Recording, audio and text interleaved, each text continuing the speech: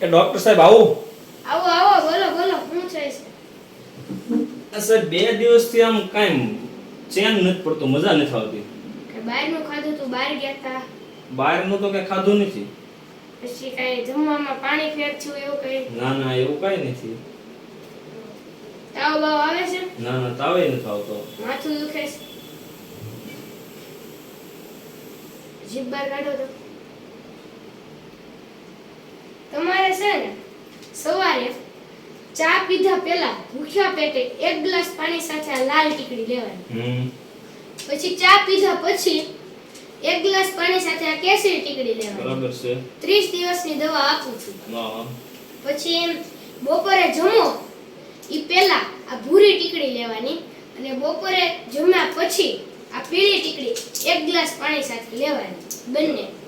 પછી આવી રીતે સાંજે પણ, અને જો ચા પીવો તો ચા પીધા પહેલા લાલ ટીકડી ભૂખ્યા પેટે અને ચા પીધા પછી પીળી ટીકડી લેવાની બરાબર. 1 ગ્લાસ પાણી સાથે. હા.